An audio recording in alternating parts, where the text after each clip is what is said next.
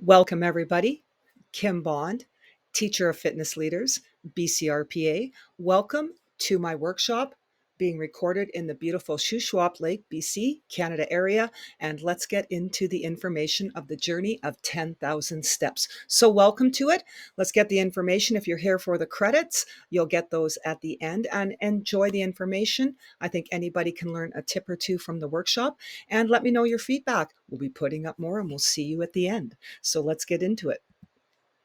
Workshop objectives. Here's what we're looking to do. We want to talk about the history just to see where it came from. We want to look at the health benefits, how we're going to track that. Learn how we can personalize a program. That's really good. So if we want to take that from, into a group aspect or into a private coaching aspect, we want to learn how to personalize that. We also want to look at practical tips for people. And we, of course, can't forget the FIT principle, that we need to look at the science behind that and how to apply that. And then we're going to actually design one. We'll show you how to apply that FIT principle on the design. We'll look at the intensity variables and how we measure that, and looking at resources. And we're going to look at this active transport of walking from two different perspectives. Okay, so let's go. So walking 10,000 steps a day has become a widely recognized for improving your health. I think we can all agree on that. We know that walking is good for us. Walking is not new. We've been doing it forever. And it's very interesting to see where this program of 10,000 steps came from. But what's the science behind that?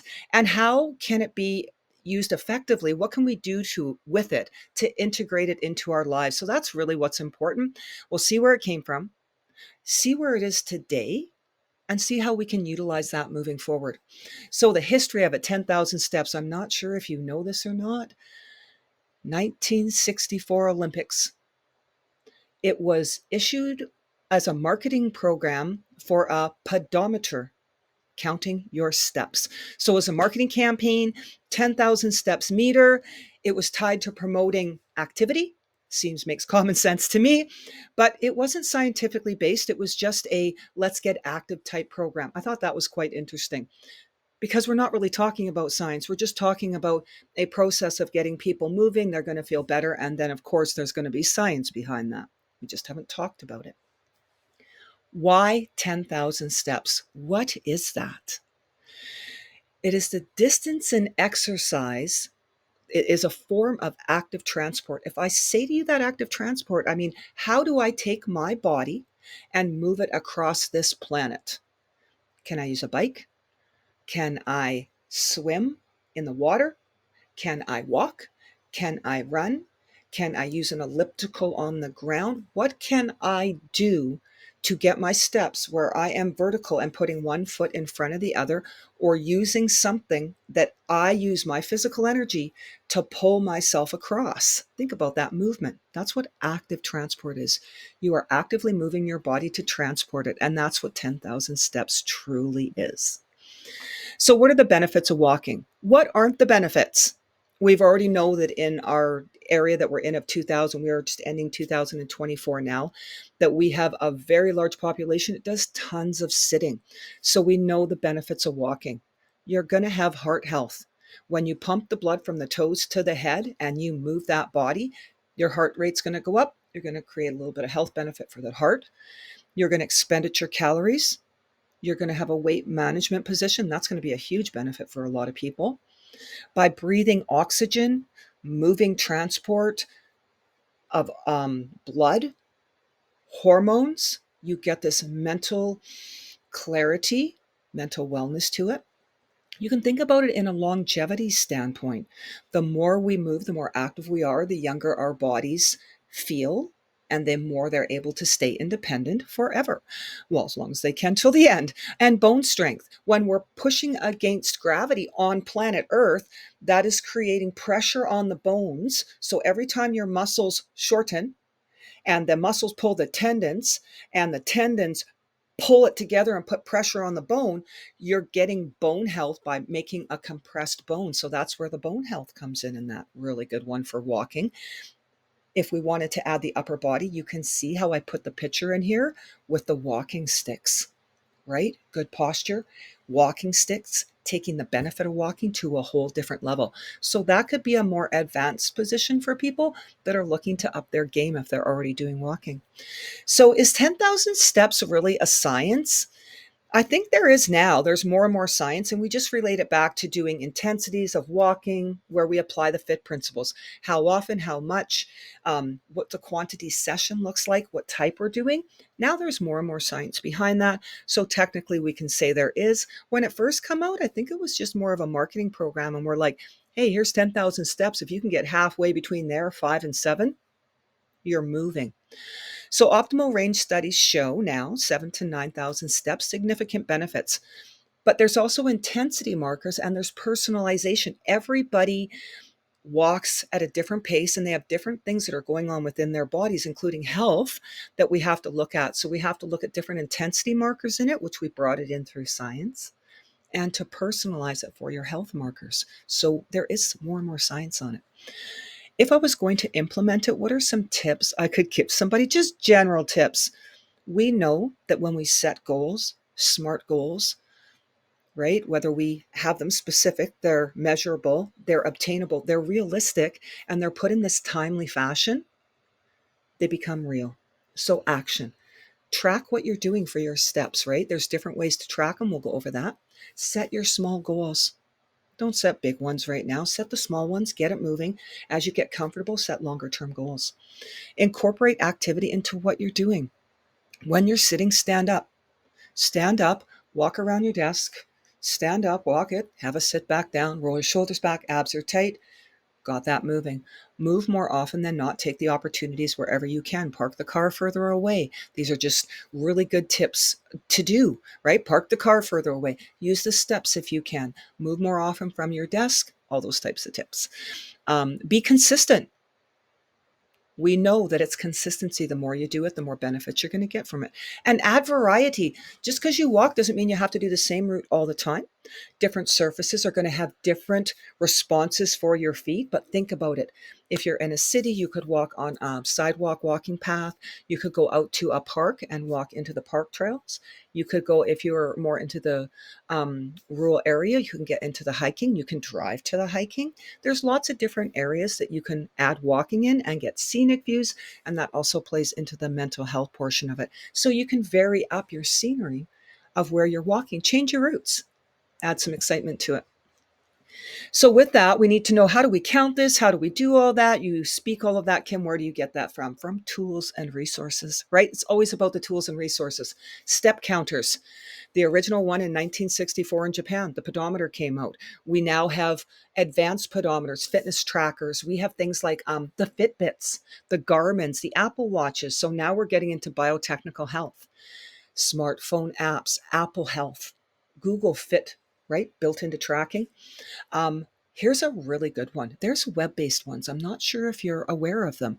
Map My Walk is an awesome one. I've got my resources at the end. MyFitnessPal, they'll give you detailed analysis. So there's some for you. Community challenges. You as a professional, put up a community challenge. If you work for a rec center, put it up on a big board, get everybody walking. If you have a walking track in your community center, oh my gosh, what a great idea. We can get the sticks out. We can get everybody's ability can go. We can have people with ability where they have to be in a mobile helper, where they're in a, say, a walker or a chair. We could have 2 tracks going on. We could have 3. We could have the fast walkers, the moderate walkers, and the ability walkers that want to enjoy into the community and get that moving, but don't necessarily have the ability to walk the legs really quickly. There's so many options to including it in a recreation facility, especially in our province.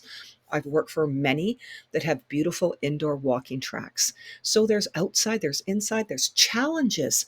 Think about those challenges. I have put resources for you. I've given you a 30-day handout walking challenge with progression. So make sure you pick that up if you haven't already. We also have the advanced metrics going on. So how about the apps that we sync them with heart rate monitors and all of that going on? There's advanced biotechnometrics coming out that we're going to see more of. So body pod is one of those. Oh, there's so many. I can't wait. Technology excites me when it comes to health. Let's use it in ways that we can physically move our bodies and get into ways that we can take that. I classify it as a lot of personal responsibility, but also knowledge. I think a lot of reasons we don't do things is we just don't have knowledge around it. And here are some of the things. When we're doing a walking program, we need to address common challenges with it. The number one barrier for many people still and always will be, as we try and look at the perspective of our lives, is lack of time. We have to be cognizant of what people mean when it's lack of time and how we can shift the mindset from it being the important part of your SMART goal, instead of looking at it as a lack of time, looking at it as a added benefit to your life instead of that disadvantage. Motivation, right? When we don't see it as a lack of time, we seem more motivated with it. Having a walking buddy, having an animal, a child, anything that motivates you. You could be listening, take it for your time to listen to your podcasts, to the music, walk to a beautiful beat of the music. There's so many ways to add walking to your life in such a motivational factor, but you have to find what motivates each person and give them ideas for that as well. Injury and limitations. Let's not forget that people have limitations. We need to address that, encourage them to do what they can do, but also understand this overreaching and know that things are outside of our scope of practice as fitness professionals, and make sure if we're ever coaching or we're group that we're speaking with them very clearly on what they can do. And if they need us to speak with their doctors or their health professionals to make sure that the exercise that we're providing, they're doing is safe for them to do. So we can't forget all of that when we talk about injuries and limitations going on. So think about that as a fitness professional as well. And then we come into the weather. I touched on that when I said, if you have a rec center with an indoor walking track, what a great thing. What a fantastic thing. One of the areas I lived in the province of British Columbia was in the Guildford area in Surrey. And we had the Guildford Mall, and it was huge. And we had a walking program in there in the morning. It started out very small. And the Guildford Rec Center from our Parks and Recreation was across the street from it. And it started going back and forth. And then we had this huge indoor walking program when our Guildford Rec Center was very small. And it was huge. So malls, right? Organize that. Get in with the people that are doing the management of the mall and saying, I'd like to do a walking program. I'm certified. How can I get that going for your community?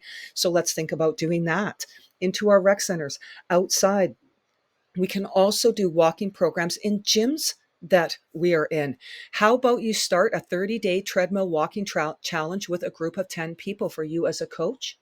You could do it online. You could do it in a gym. You can do it absolutely anywhere.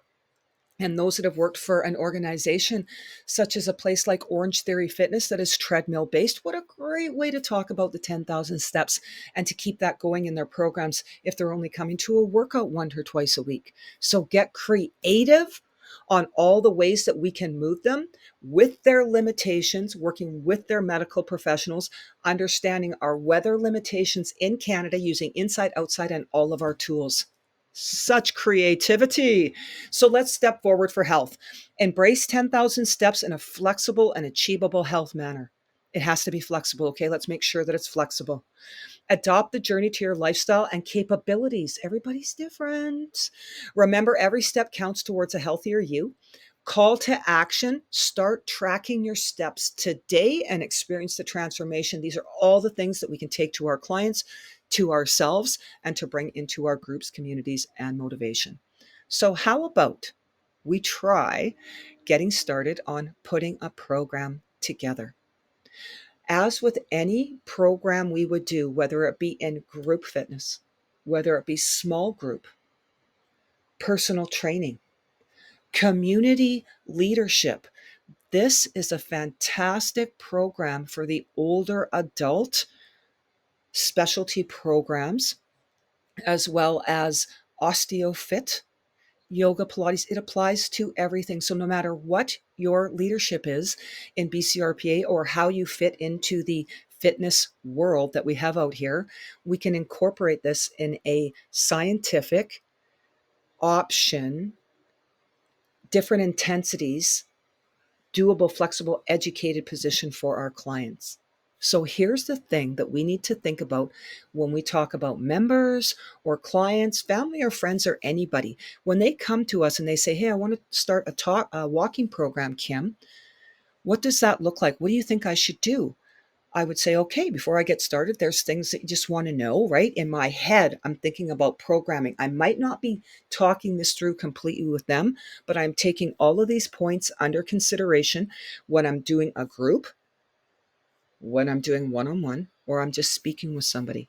I'm thinking about their height, their weight, and their health. We know that the height is going to play into a stride and into biomechanicals, muscles, body types, everything. Weight is going to play into pressure upon the body as we walk, in posture, in calories, in everything, in stride. Health is going to play into the ability to move the body's muscles, heart, organs, all of it that needs to go with the program. So as a health professional, I'm thinking about all of this when somebody is speaking to me and saying, hey, Kim, how do I start that walking program? So I think, hey, where should I start them? It doesn't always have to start with this really technical, just get up and do it.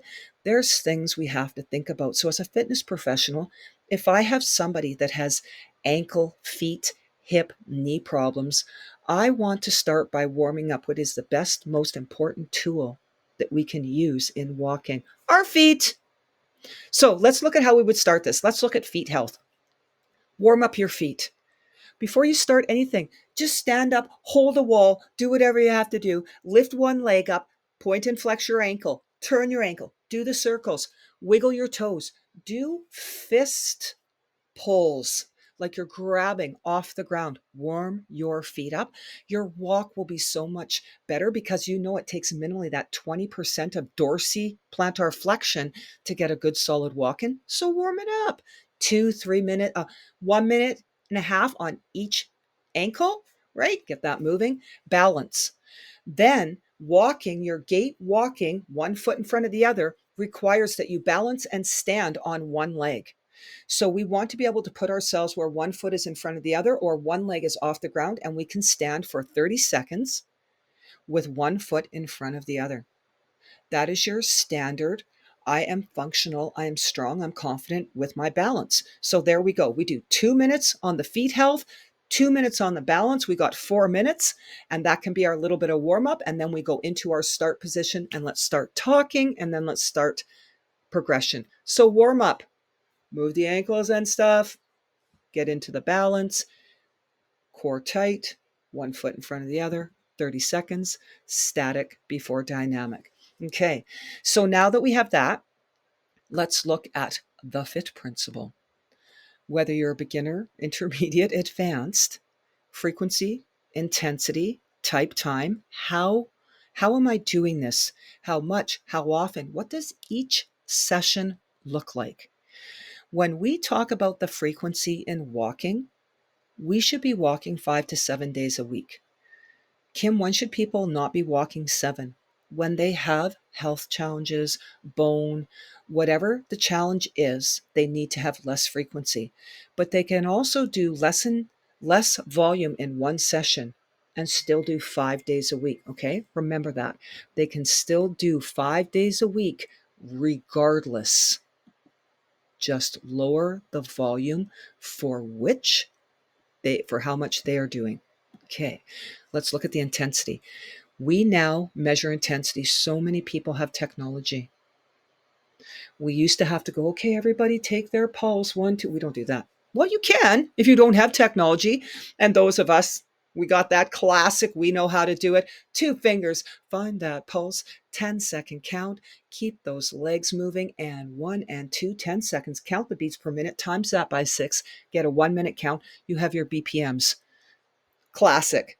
Or you put the Apple Watch on, you put the Fitbit on, you put the Garmin on, whatever your brand is that you prefer, and you watch it count your beats per minute.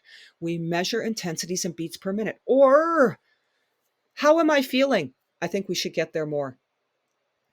It is important to understand that many people take a medication, whether it is an over-the-counter OTC or a pharmaceutical-based prescription medication, medication affects you. The type of medication? Medication affects you. When you are taking medication, it affects you. So some of it, a lot of it, affects your heart rate. And you have medication that's keeping your heart rate in control. So when you're telling somebody you have to go faster because your heart rate's not in your working zone, it might be medication that is keeping it there. And then we're making somebody work really hard and they're feeling very intense, but their heart rate's being kept down and it's a very mixed message. And they're like, why am I feeling so dizzy? If you are taking over the counter or pharmaceutical prescribed medication, if you are taking medication, I know I'm being very strong on this, any medication, it is affecting how you feel. So use rate of perceived exertion. How hard do I think I'm working? And I want to get in tune with that. We used to use the scale called the Borg scale of 0 to 20, and that 20 represented that 220 maximum heart rate. That's where that came from. Then we modified it and we said 0 to 10. And let's look at it. Let's do that 2 to 3 warm up, that 4 to 5 low, that 6 to 7 moderate, that 7 to 8 intense, and then we're into that anaerobic. Let's look at it from A, B, C, 1, 2, 3. Let's make it very simple for our clients. ABC. In the beginning, you feel a low intensity, you're not sweating, you can talk easily. In moderate intensity, your talking becomes a little bit more challenged, but you're able to hold that for approximately 30 minutes, but it challenges you a little bit. At the top end, you are challenged, and 30 minutes is probably not a really good hold. You are really challenged, you're sweating, you're like, out of breath, out of breath, out of breath. ABC, 1, 2, 3, not out of breath, challenging my breath, I'm out of breath, right? We now have new scales called breathlessness. We have a lot of COPD, over-the-counter medications, rate of perceived exertion. Let's get into that more often. Okay, so type. We can walk or we can treadmill. Treadmill is a fabulous one. Ooh, I see some of those ones that are just power driven. I'm like, don't go too fast because you can't decelerate, right? So we have treadmills, electronic treadmills. We can walk outside. We can do whatever we want, have our varieties depending on our different environments. So let's talk time. We can measure it for the number of steps through a pedometer, or we can do our goal per minutes, and then we can calculate it later. Minutes or steps, both are volume based, right? So that's your FIT principle. How do we start somebody on that though? That is the big key. How do we start somebody? Let's apply it. I'm going to get you to walk 5 to 7 times a week. If you have low energy or you have any injuries, start at 5. Please work your way up to 7 times a week. We are going to use an intensity. We will use your age if it's beat per minute on, as an example, 128 to 146, or I'd like you to work within a range of RPE of 5 to 6, which is a moderate intensity challenge your breath. We are going to use walking, and we are going to make a 4,000 step goal or 30 minutes to start with. How do you feel with that? 5 times a week, 30 minutes, 5 to 6 on intensity. Let's get walking. That's a pretty good, right? We can add that. I think that's a great one. Now we have a different option. So if I'm programming the walking, I just look at it and go, let's go. What I don't program in the walking is a speed or an incline necessarily, unless I'm using technology to do so. But on a treadmill, we have an artificial surface. What is the difference between walking outside and walking on a treadmill? Outside, you have this invisible thing called gravity, and you got to pull your body weight, actively transport your body weight over gravity. A treadmill pushes you and helps you to stay in a certain zone that you can handle. It can add speed and incline, but it's not a real outside environment because it takes away gravity. What do you think? So we use speed and incline on the treadmill to look at our intensity. So let's look at it 5 to 7 times a week. Still looking at an intensity, 128, 146, 5 to 6, but that is going to come, if I'm programming it now, through a walk speed of 3.4 miles per hour with an incline of 1.5, right? So let's talk about those variables next. On the treadmill, step goal 4,000 or 30 minutes. So the difference in that program is we added the speed and the incline on the treadmill. What do you think? Doable? I hope so. Where do we start?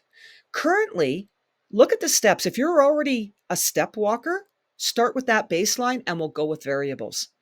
If you're not, we're going to start between a 3 and 5,000, around there. I'll show you what that looks like. You are going to progress, add 1,000 steps every 2 weeks. That is, in our books, if you look at it, about a 10% increase after we do it 10 to 14 times. Repeat. Okay. And if you already do 10 steps, we got to look at time and intensity goals. Let's go look at what we can do with that. So with those variable goals we have to look at, we are going to look at how we can measure that. I've given you 2 resources here, fabulous resources. If you have not already heard about it, EXRX on the net, exercise prescription on the web. They have a whole bunch of tools in there. Step distance.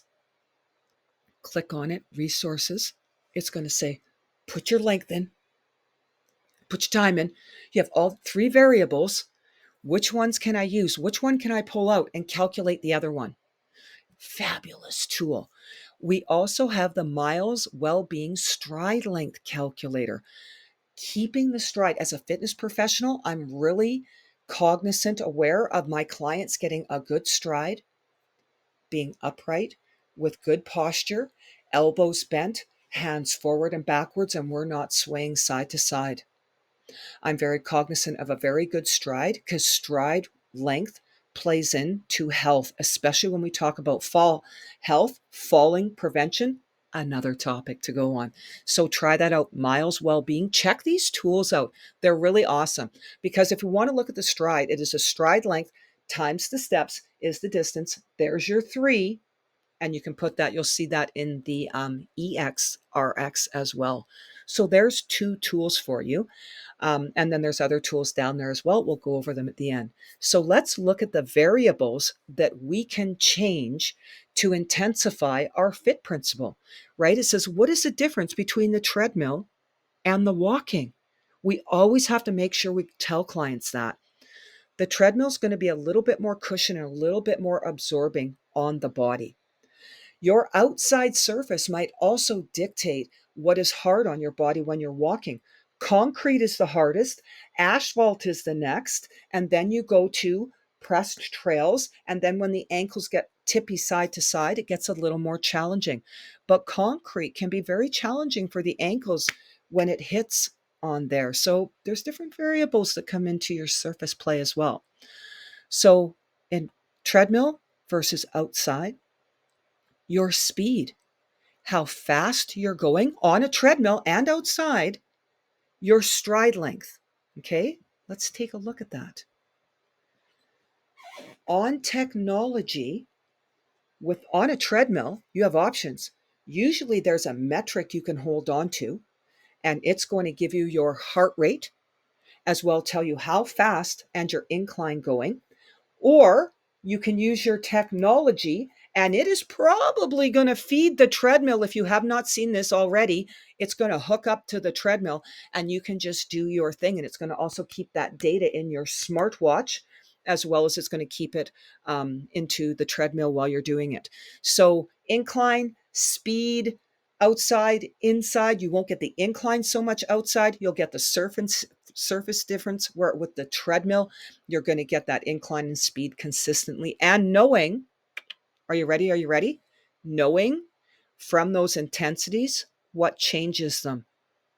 What changes that intensity? So look at those treadmill charts.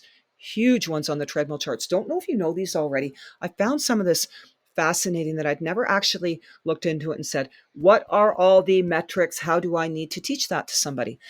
So speed on a treadmill, take this chart, use it.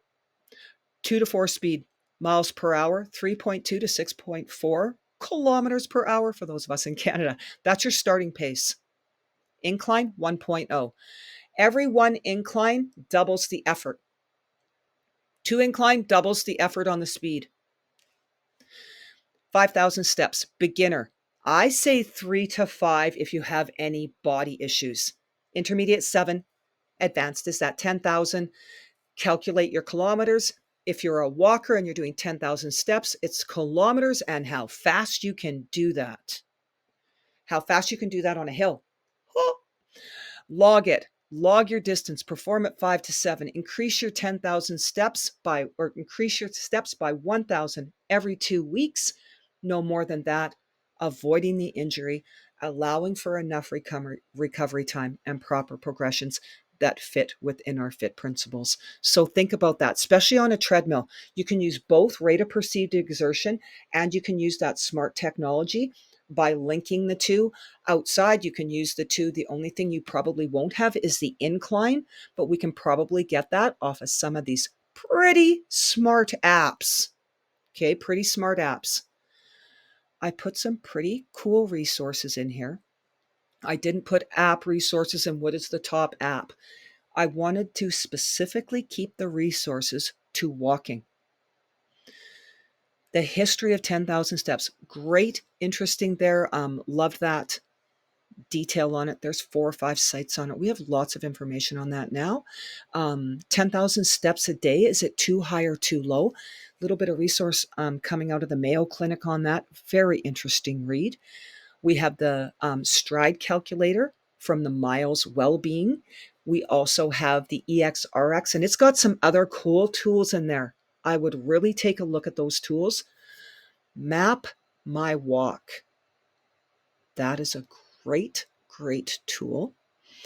The other one I have in there is through advances in physiotherapy. When we talk about stride and everything, got some great science out of there. So science, history, and application tools going on there. So continuing education credits for a wrap up for the workshop. We want to understand and be able to objectively look at a history and say to somebody, did you know that the 10,000 steps program came out of the 1964 Olympics in Tokyo? What a great piece of information. And from there, we've advanced it. We've learned so much on it. And it's just something we can incorporate into our everyday pattern and lifestyle. So let's get you started on it, right? It can be so motivating, so good, things we can do in groups. You've learned everything about the STEP program, taking the walk of active transport.